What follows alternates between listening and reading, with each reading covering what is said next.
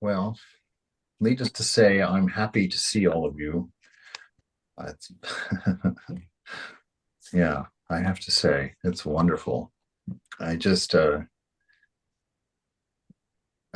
yeah, I have to sort out what to say and what not to say, what is true and what's just feeling. But uh,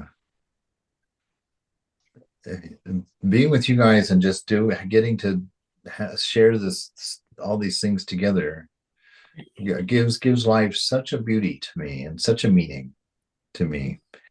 And I just every time I look at you guys, I mean, it's a joy, really, just to see such a clarity in us and such a sincerity and a sweetness and your love for each other. I I just never really thought that I would have a group of people, a sangha like this. It's such a wonder, and I'm so thankful for it. And it's every bit of your practice and every bit of your love for God and every bit of your struggle that has made it that way. And I know that we all experience it because it's the divine in us that is singing when we feel these things. It's the divine that's resounding with a shared vibration, a shared recognition of something beautiful, something divine that we know is there and can very rarely touch because of distraction, forgetfulness. And so this really is the treasure of God. I mean, us all together doing this reminds us of a presence in a palpable way, and this to me is what the feelings were for, what the senses were for. They weren't meant to provoke action. They were meant to sense the presence and to enjoy the bliss and the company, and the mind was meant to be stilled, not by lack of anything, but stilled by grace, the lack of need of anything. And, this is what we're experiencing together as we go forward here. And there's just so much more of it ahead. There's just so much more of it ahead for us. It's really a wonder. And wow, to think that we get to do this.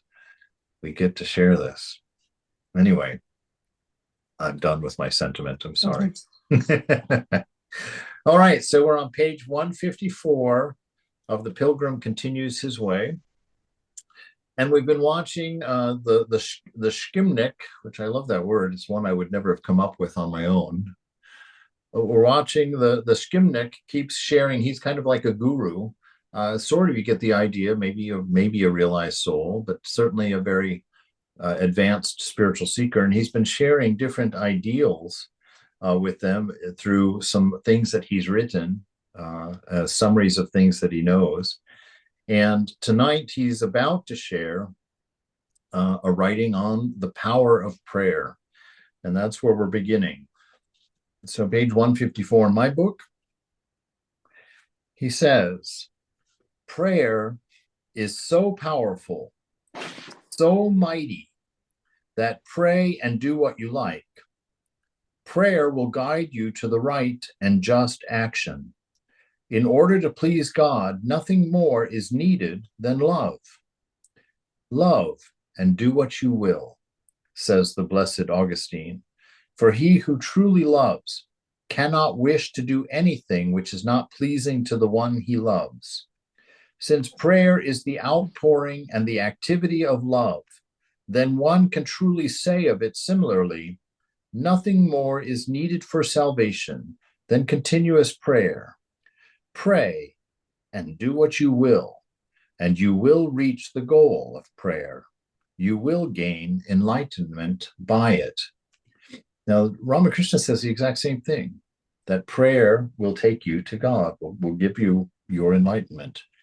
And what is that prayer? It's nothing more than soaking the rasgola of the mind in a syrup of love, not a sentimental love.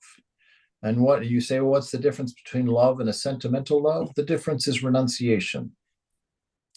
The difference is being willing to give up the things that block your equanimous expression of the divine love that you are. When love squeezes through an ego, it becomes directional. Some people get it, some people don't. You are attracted to some and you are averted from others. The egoism causes that unequal distribution and makes you use love to serve egoistic ideals and possibilities to gain. You have friends to kind of back up what you already think of yourself. So you choose friends that are like you. You choose the politics is the same way. That's a hard one because these days it's just everything in us is angry, or maybe I'm projecting. But the world is quite difficult to navigate if you trust in the ego, because it will always tell you that some people don't deserve your love, don't deserve your forgiveness, don't deserve your encouragement for one reason or the other, and those reasons will change constantly. But the thing that will remain the same is that the ego is making those decisions. Whereas what we're hoping to happen is exactly what he describes here: love and do what you will. So the love comes first. Love and then do. Don't do and then think of love, or don't love. Your first impetus is love. You see a person. Your first thought is, oh, I like that hat. No. Your first thought is, look at the divine in those eyes. Look at that image of God. Look at that story of the beloved. Look at the story of love that has put that person where they are. So we were talking earlier today about what we were talking about Israel. Was that this morning? Anyway, I forget who I'm talking to through the day now. But we were talking about love, and we were talking about instead of asking somebody for their opinions, or asking somebody about their politics, or asking somebody about anything that you're trying to discuss, if you ask for opinions or you ask for politics, you set up the stage for argument, or you set up the stage for defensiveness. And so what you do is you ask a person what they love. Ask them about the things that they love. And from their description of the things that they love, you will understand their politics. You will understand the choices that they make in life. And by asking for what they love, and feeling that love with them, enjoying that love that they have for those things, that will disarm the defensiveness. There's no threat in asking somebody to talk to you about the things that they love. And you're sharing in that love. You are looking and seeing and witnessing the love for what they love will be the cord that will bind you. It will be the thing that makes you one with them. And in that oneness is trust. And in that state, people change. The only thing that has ever changed a person in the entire history of the universe is that love, that camaraderie, that sharing. Facts do not change minds. Events do not change minds. The only thing that changes a person is love. And so when you go into a dangerous conversation, and I'm trying to learn this because I'm in some situations in my life right now where I have to figure this out, because some of my relationships are in trouble with family anyway. That's probably more personal than anything we need to go into. But so we have to figure these things out. We have to figure out how to touch that love and depend on it, and understand that grace is the nature of sharing love, that the grace that we're expecting from God is equanimous with the grace that we're willing to give to our fellow man, our fellow friends out there.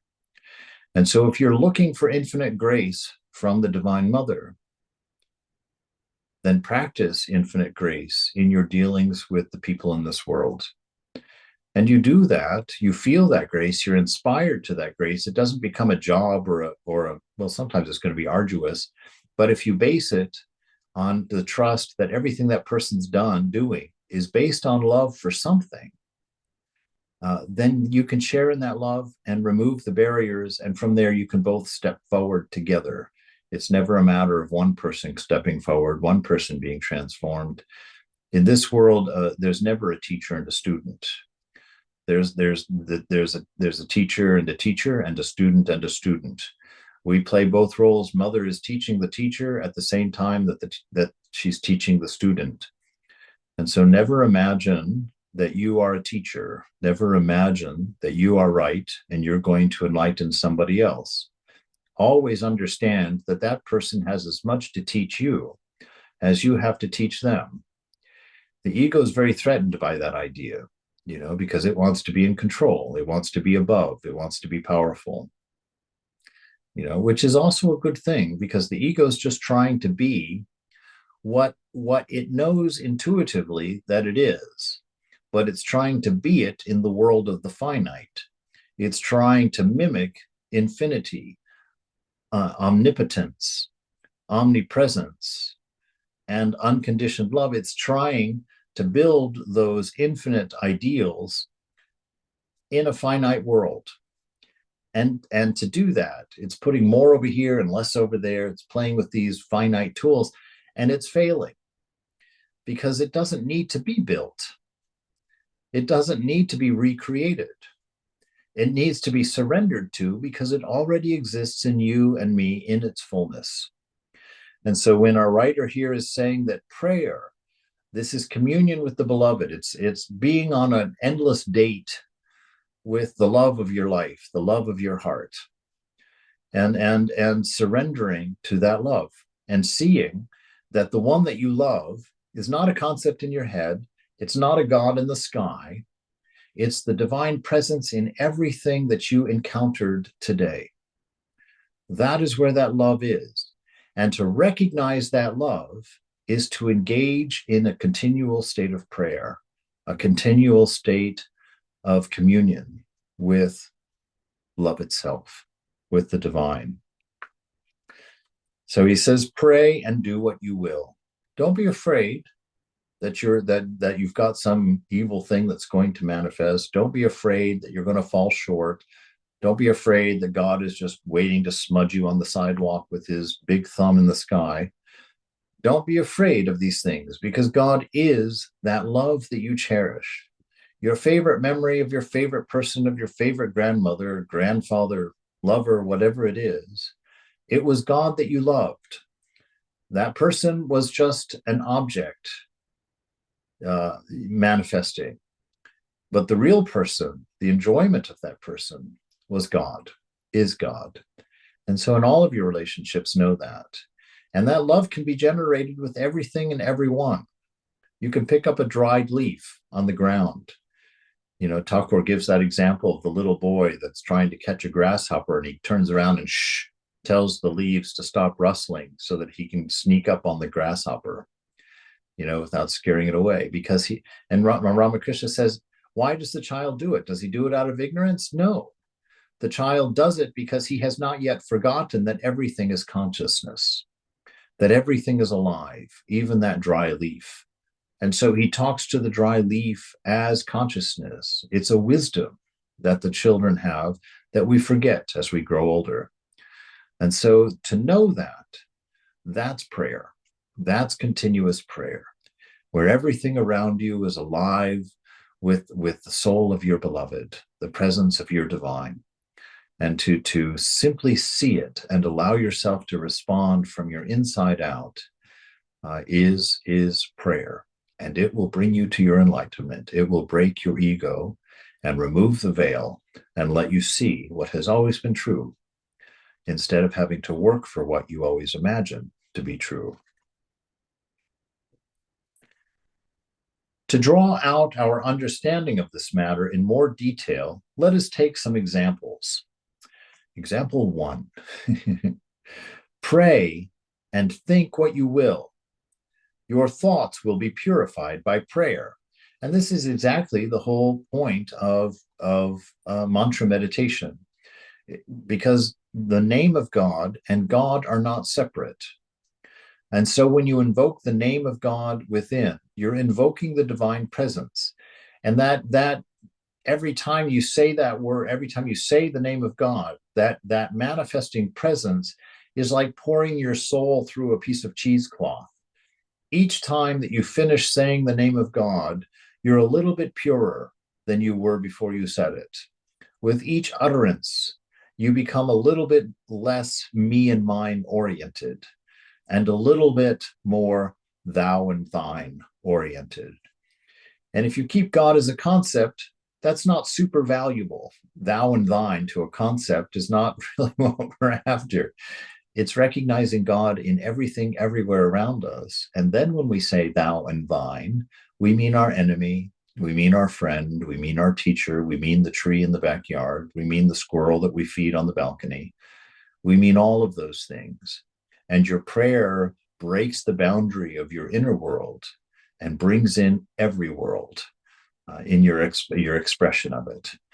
And life at that point becomes the fun, the play, the game that the divine, I'll say intended, even knowing there is no intentions in anything, there's only isness. But it means that you get to play as the world is. You recognize the game of life. You recognize the fun of life.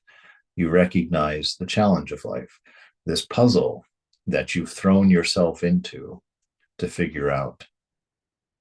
Prayer will give you enlightenment of mind.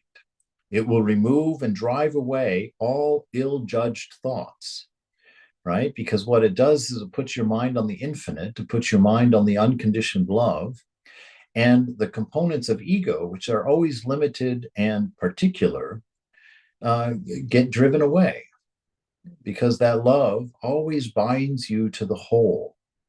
Ego separates you into a smaller and smaller self, a smaller and tighter universe continually. But the thought of love, the name of God, to commune with unconditioned love and to accept the beautiful grace that it suggests, will let you let go of your thoughts of smallness. The thoughts, one of the names in Christianity of Satan is the accuser. So you can know that Satan, since we're studying a Christian text here, that Satan is present in you when your mind is accusing you. It's telling you you're not good enough. You're impure. You have to fix this. You're a selfish person. You need to say you're sorry. You need to, whatever it is, if it's accusing you, know that it is not the voice of the divine. Quite often we think that's the voice of God telling us that we need to get our act together before he pitches us into the fire.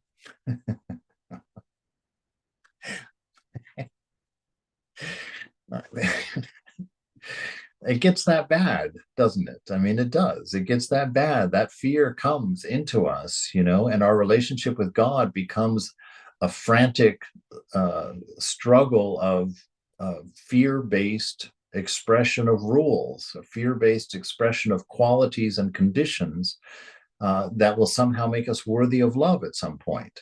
Forget it. You as an ego self, you're never going to be worthy of love.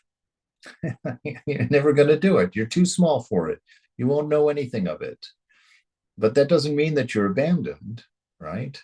It means that God is loving something in you that you haven't seen yet. That's what it means. You're paying attention to a part of you that God doesn't even care about. That ego self, he's like, oh, they'll get over that. That's just a snotty nose. We'll fix that. He's not judging you because you've got a snotty nose. He's helping you get into bed and get over it, making chicken soup for you, vegetarian chicken soup. This is the beloved. And so we see life that way. We look at life that way, and we let go of these conditions that we place on ourselves. And you think, well, it seems a little weird just to be so self-focused. Well, what's going to happen when you remove these conditions of that inner accuser on yourself? Well, you're going to stop applying them to everybody you see around you. You're going to stop judging people for what you think they are, because they're just you in another form. They're going through many of the same struggles through a different metaphor, maybe a different story, maybe, but they're experiencing life in the same way that you're experiencing life. They need that inner reconciliation in the same way that you're searching for that inner reconciliation. If somebody is a rabid Democrat or a rabid Republican, it has nothing to do with politics. It has everything for them to do with them trying to find a stable place in this world to live, a place that gives them in the finite what they know intuitively they are in the infinite. They're trying to paint a picture on a canvas of what they are. The problem is they think that they're the canvas. They're falling in love with a painting rather than the artist. And so prayer is what fixes that. Prayer is what makes you understand that the art and the artist are one. And it allows you to share in that whole process from all aspects and all angles and all particulars. You don't have to hold on to any given one. This is asserted by St. Gregory the Sinite. If you wish to drive away thoughts and purify the mind, his counsel is, drive them away by prayer. For nothing can control thoughts as prayer can.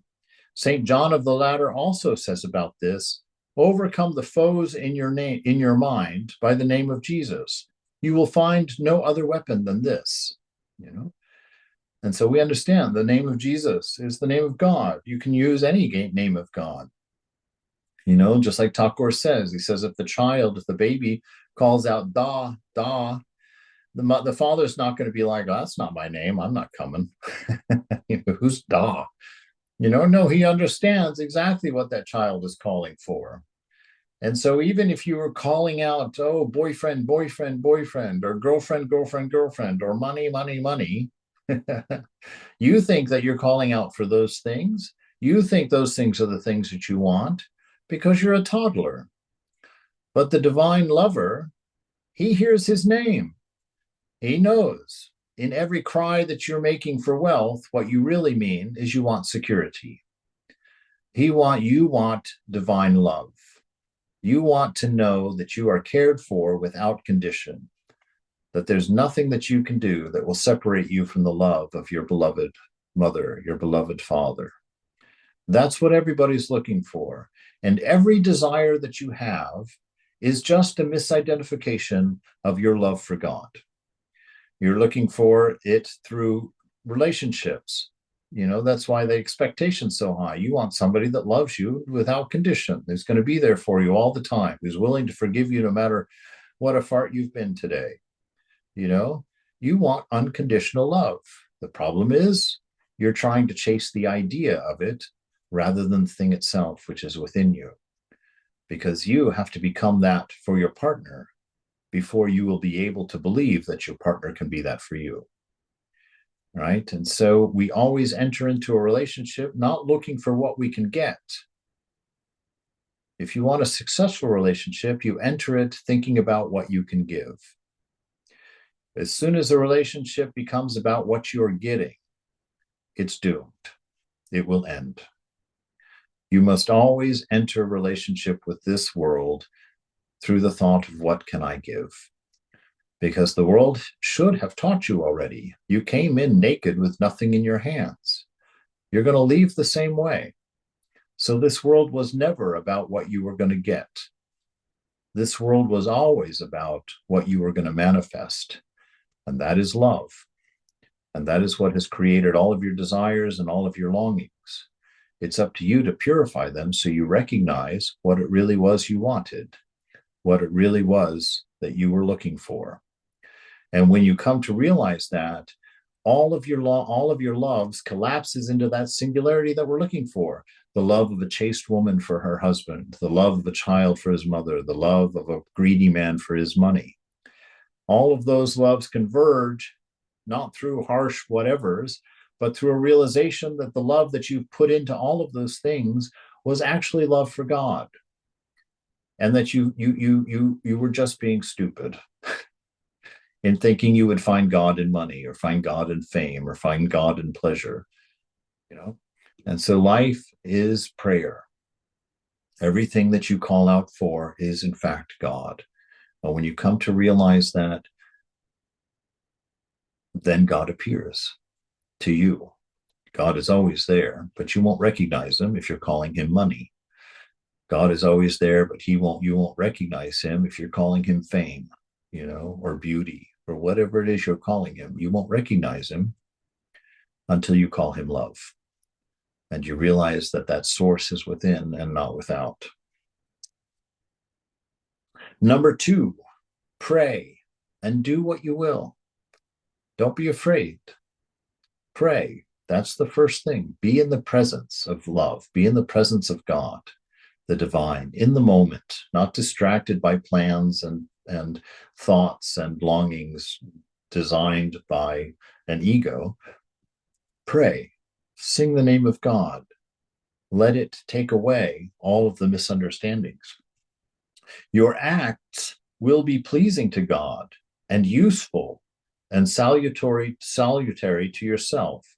Frequent prayer, whatever it may be about, does not remain fruitless, because in it is the power of grace, right? Because as you begin to open up your heart, all of that inadequacy that you feel, all of that pain of experience that you feel, all of the stories that you've taken comfort in, you're going to have to do something with them. They have to be alleviated somehow. You have to be comforted somehow. And the ego is going to tell you have to go out there and fix it all. Trying to fix your problems is like jumping into a swimming pool in order to get into it so you can stop the waves. It ain't going to work. You can't jump into a pool and stop the waves. You have to get out of the pool, and the waves will naturally stop. Getting out of the pool means silencing the mind. Stop thinking that you know. Stop thinking that you do. Stop thinking that you'll become. Stop thinking that you must achieve. Get out of the pool and let the mind calm, and you will see God is present. You will see that divine love is what you are. It's not what you were looking for. And that is done through that grace, through the acceptance of the truth that you are what you seek.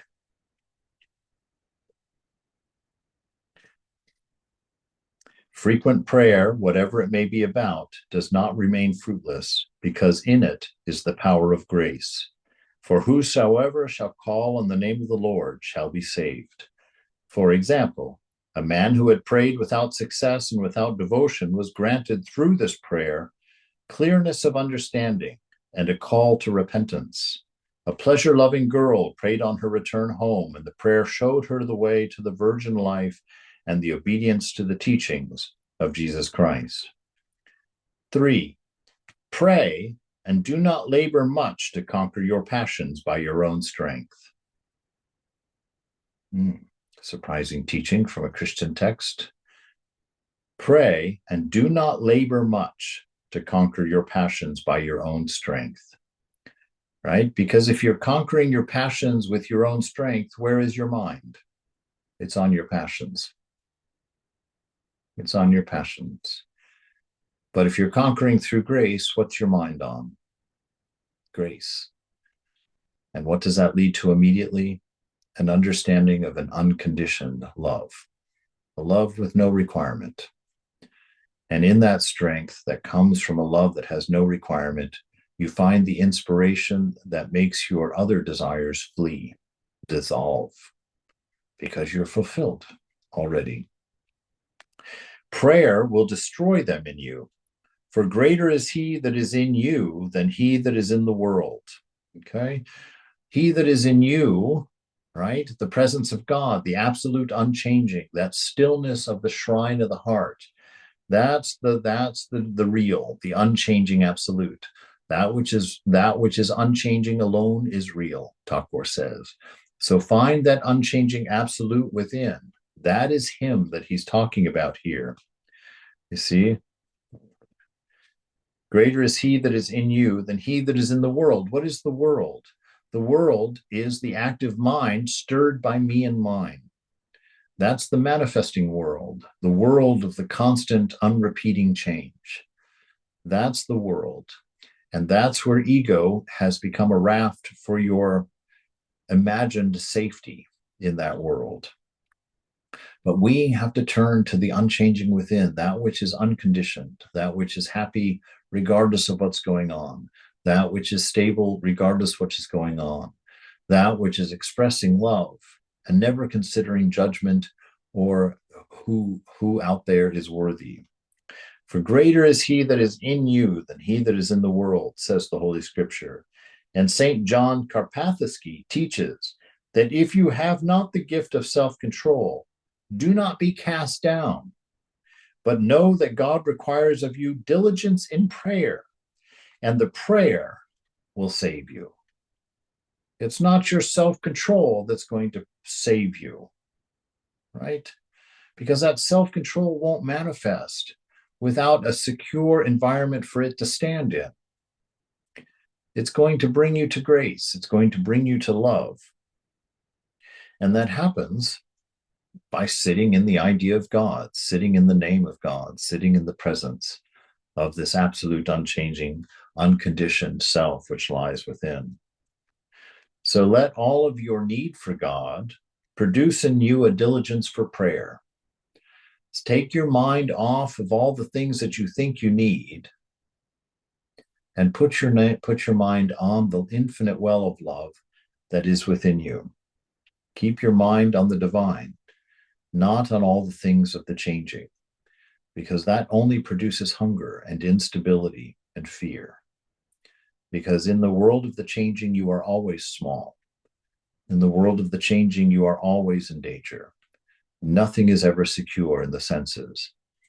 You may say, I like ice cream, but if you sat down and ate 4 gallons of ice cream, you wouldn't enjoy it anymore.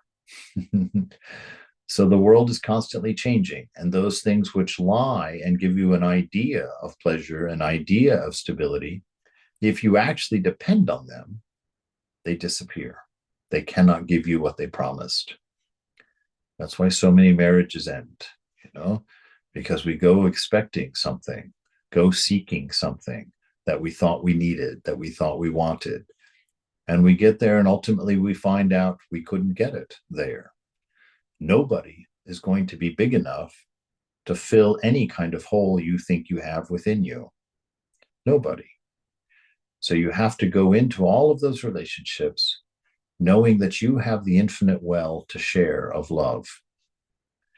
And you go into a relationship to give, not to take.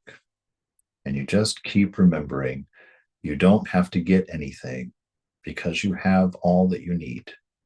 You were born with it. You were born because of it. You exist in the middle of it. But know that God requires of you diligence in prayer, and the prayer will save you.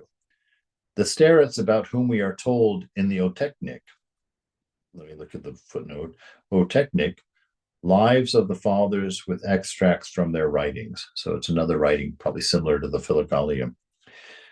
The starets about whom we are told in the Otechnic that when he fell into sin, did not give way to depression, but betook himself to prayer, and by it recovered his balance, is a case in point, right? And it's funny because the ego will tell you the opposite. If you've just indulged in a sin or in a something that wasn't helpful to you, your mind will tell you you'll sit in front of God and feel ashamed. You'll sit in front of God and feel like, oh, I don't really love him because I've done this. The voice of the accuser will tear you apart. But the real thing to do is the opposite of that. Run to the shrine. Run to God. He's there with open arms. He sees the pain that caused. He knows the lack that you feel when you've indulged in the world or tried to fill yourself up with nothing but a thought, nothing but an idea, which is what the whole world is, a wave in the mind, a changing thought. He knows this. So don't give way to depression. Don't sit there and sulk because you failed. Don't sit there and indulge ideas that somehow you aren't divine, perfect, ever-present love. Don't indulge any ideas of being small, being separate, being weak. No, the opposite is indicated when you fall. Run to God. Remember the wholeness. Remember the grace. Remember the separateness that no thought can touch you. No action can touch you. You are the absolute unchanging, cannot be reached by anything with a condition. The starets about whom we are told in the Otechnic that when he fell into sin, did not give way to depression, but betook himself to prayer, and by it recovered his balance, is a case in point. Number 4, pray and fear nothing. Fear no misfortunes, fear no disasters. Prayer will protect you and ward them off. Remember St. Peter, who had little faith and was sinking. St. Paul, who prayed in his prison. The monk who was delivered by prayer from the onset of temptation. The girl who was saved from the evil purpose of a soldier as a result of prayer.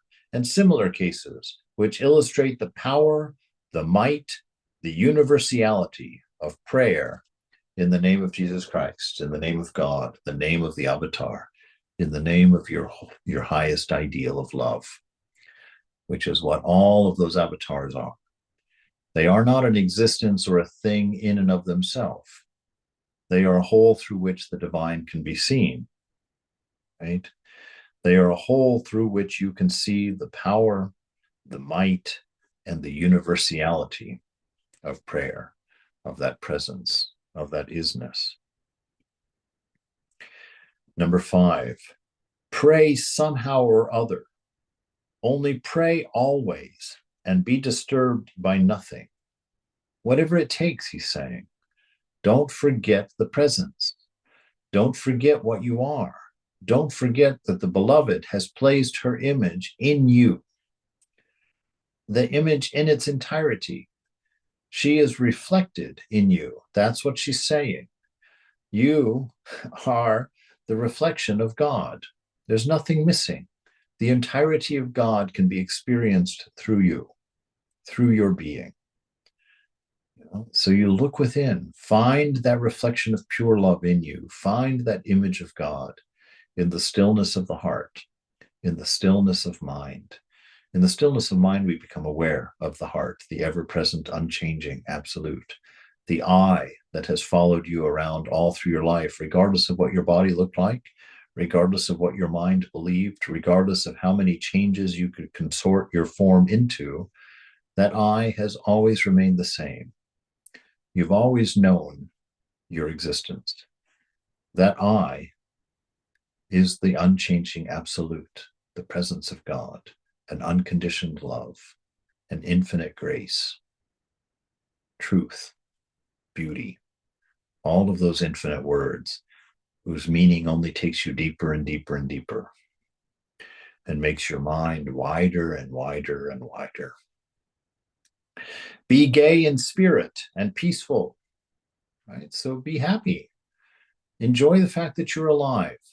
You know, I was sitting, I was doing an exercise. I don't know if I should share all these things, but anyway, throw them out there, whatever. You know, the other day I was sitting there thinking, well, you know, what if this money stops coming in? what if, you know, next month I don't have enough for my rent? And I was sitting there, you know, just trying to not testing myself, but seeing what would it be. And I brought it down to the moment. Okay. I was like, here I am right now in this moment, sitting in this chair. What if I was under a bridge? I would still be experiencing this same moment. Am I content in this moment? I'm so happy in this moment. I'm so blissful in this moment. Well, then I would be blissful under a bridge in this moment, because conditions have nothing to do with me. If you can be happy in this moment, if you can be content in this moment, you can be content no matter what the conditions are. Stop thinking that it's the conditions that are feeding you your bliss. It is not. It is your inner presence, the presence of the image of God within you that is radiating the bliss you feel, right? You blame the fulfillment of desire, right? Because we've shared that. The reason that you feel so happy when you've fulfilled a desire is not because the desire got fulfilled. It's not about the objects that converged into a condition that made you happy. It's that when you fulfilled that desire, for a moment, you didn't have any more desire. And in that moment that you didn't have any more desire, you became aware of your nature. You became aware of your joy, of your bliss, the bliss of being. But it didn't take but a few seconds before the mind conjures up another desire, and you've taken your eyes off of your nature. You're not enjoying it anymore, and you think you have to go find another object. That's not it. Stop your desire, surrender your desire, renounce your desire. And in that, you will find the awareness of your immortal bliss, that song that is sung within you at all times, a song of worship, rich in grace, mercy, forgiveness, love, and completion. Be gay in spirit. Be gay in what? Spirit. What is that? That's what you are within, a boundless spirit, no boundaries, no needs, no requirements, no descriptions, no attributes, ever free and everywhere. Be gay in spirit. That means know that. Sit in the knowledge of what you are. You will never die. You have never been born. You have never been hungry. You have never been a woman. You have never been a man. You have been the potential of everything infinitely always. And the whole world is within you, created by you, sustained by you, and destroyed by you. This is realization. You don't have to learn something. You don't have to know something. You have to know nothing. And then you can be aware of what is when it's not defined. Be gay in spirit and peaceful, because that's the nature of God. When you need nothing, you're not hungry. When you're not hungry, you're peaceful, right? The body may be hungry, but you are not. The body may die, you do not. The body may be feeling pleasure, you do not. You are observing all of those conditions.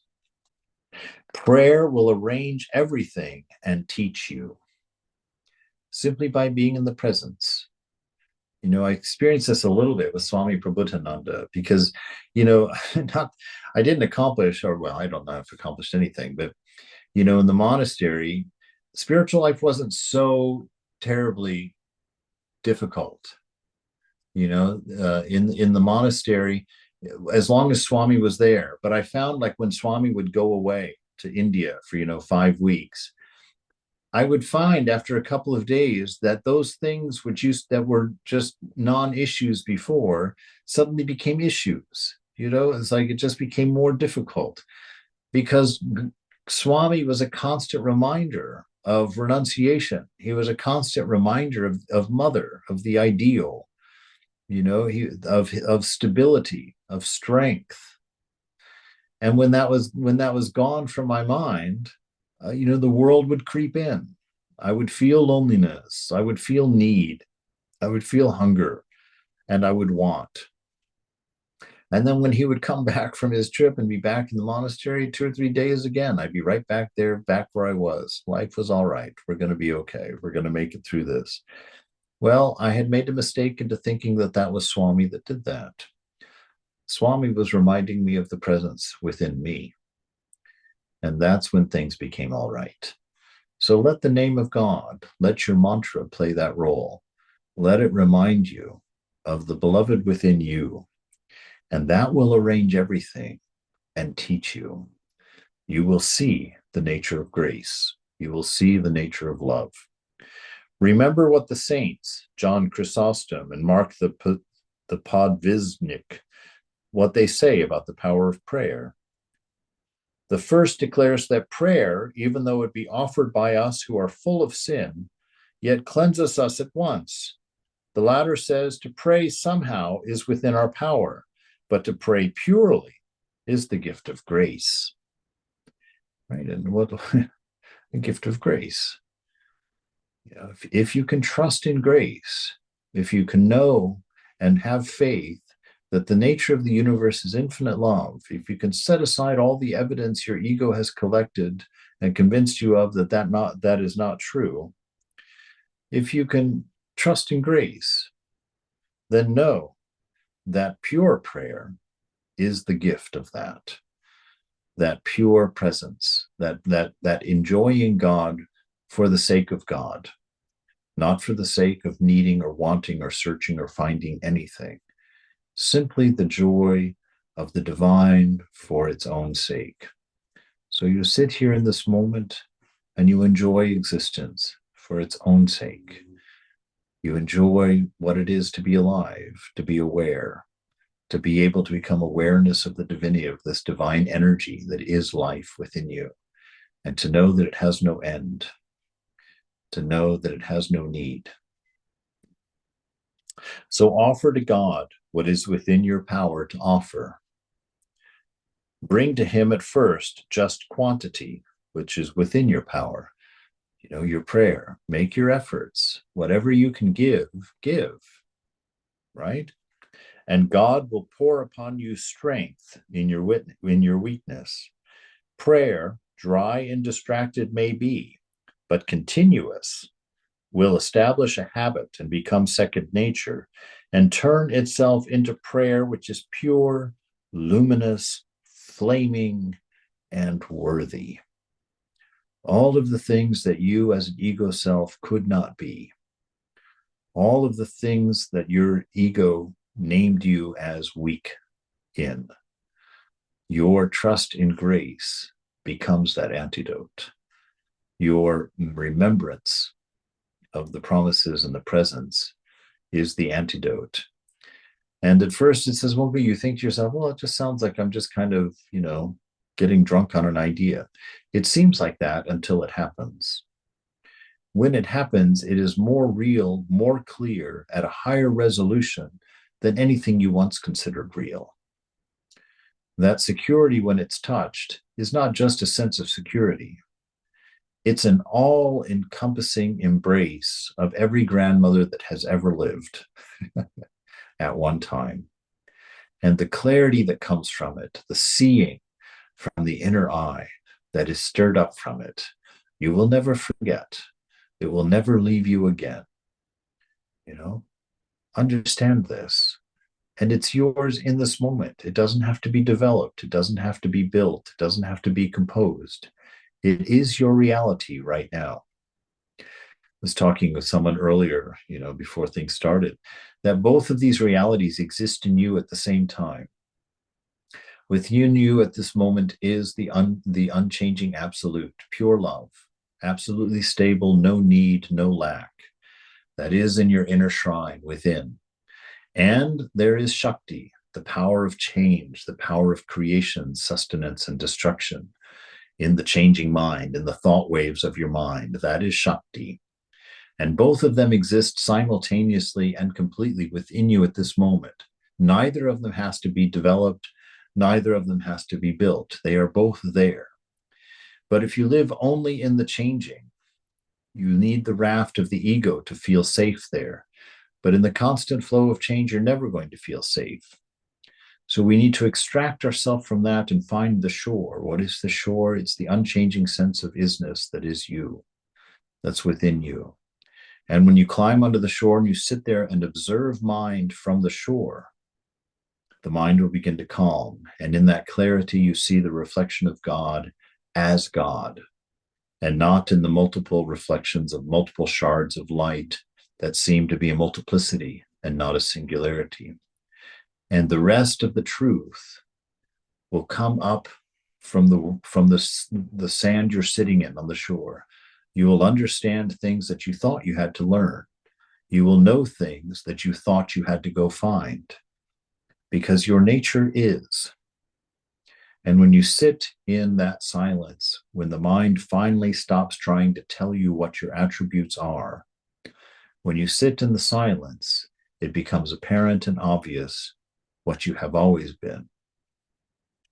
So this is what he's saying. What you will find that you have always been is pure, luminous, flaming, and worthy.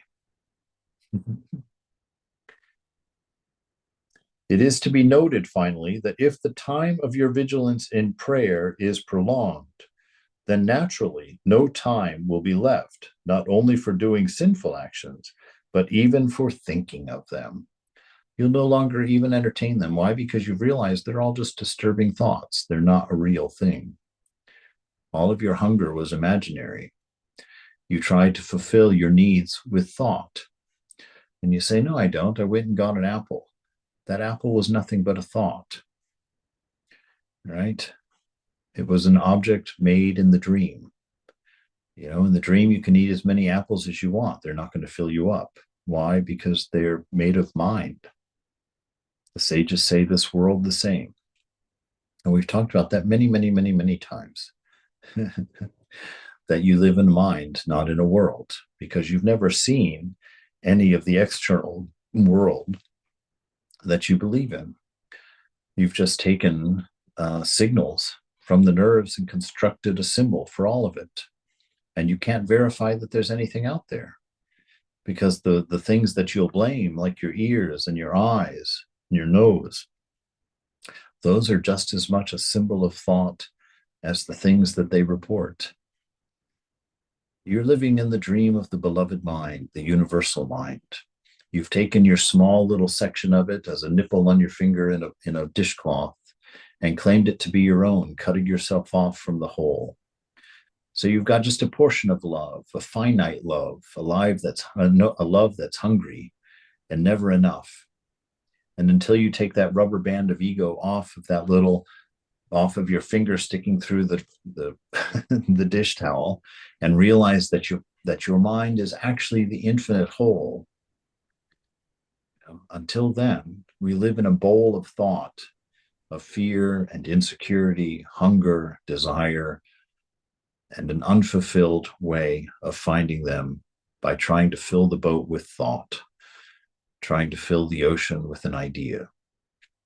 But abandon thought, abandon mind, sit on the shore of the unchanging self within you, and enjoy the ever-flowing world of unrepeating change from the safety of the knowledge that it is within you and you are not within it. All right, we'll stop 2 minutes early because I have that other class.